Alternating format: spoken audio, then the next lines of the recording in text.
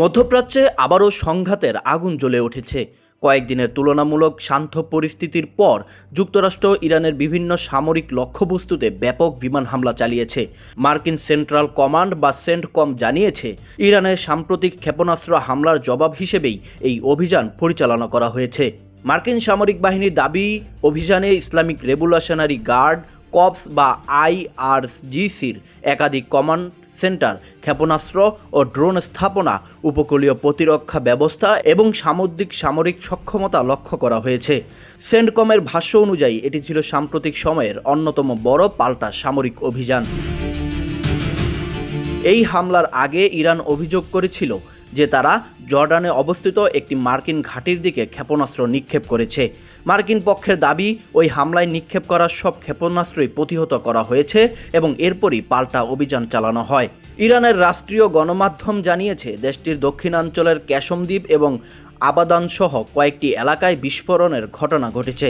তাদের দাবি, একটি আবাসিক এলাকায় হামলায় একই পরিবারের 3 জন হয়েছেন, যার মধ্যে 2 বছরের একটি শিশুও রয়েছে। তবে এসব তথ্য স্বাধীনভাবে যাচাই করা সম্ভব হয়নি। এদিকে মার্কিন প্রেসিডেন্ট ডোনাল্ড ট্রাম্প বলেছেন, যুক্তরাষ্ট্রের সেনাদের উপর হামলার জবাব দিতেই এই সামরিক পদক্ষেপ নেওয়া হয়েছে। তিনি আরও ইঙ্গিত দেন, ইরানের পক্ষ থেকে নতুন কোনো হামলা হলেও আর কঠোর প্রতিক্রিয়া আসতে পারে। এই সময়ে কূটনৈতিক প্রচেষ্টাও পুরোপুরি বন্ধ হয়নি বলে মার্কিন কর্মকর্তারা জানিয়েছেন। অন্যদিকে বিভিন্ন আঞ্চলিক মধ্যস্থতাকারী দেশ নতুন করে আলোচনার উদ্যোগ নেওয়ার চেষ্টা করেছে। তবে সাম্প্রতিক পাল্টা হামলার পর সেই প্রচেষ্টা বড় ধরনের ধাক্কা খেয়েছে। বিশ্লেষকদের মতে, সামরিক সংঘাত যত দীর্ঘ হবে, কূটনৈতিক সমাধানের পথ ততই কঠিন হবে।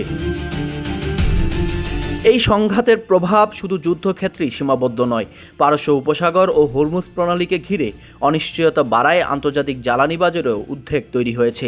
বিশ্বের অন্যতম গুরুত্বপূর্ণ তেল পরিবহন রুটে উত্তেজনা অবস্থায় থাকলে বৈশ্বিক তেলের দাম এবং সরবরাহ ব্যবস্থায় বড় ধরনের প্রভাব পড়তে পারে বলে অর্থনৈতিক বিশ্লেষকদের আশঙ্কা। সব মিলিয়ে যুক্তরাষ্ট্র ও ইরানের মধ্যে চলমান এই পাল্টাপাল্টি সামরিক অভিযান মধ্যপ্রাচ্যকে আরও অস্থিতিশীল করে তুলেছে। যদিও উভয় পক্ষই নিজেদের অবস্থানকে আত্মরক্ষামূলক বলে দাবি করছে, তবুও পরিস্থিতি দ্রুত পরিবর্তন হচ্ছে।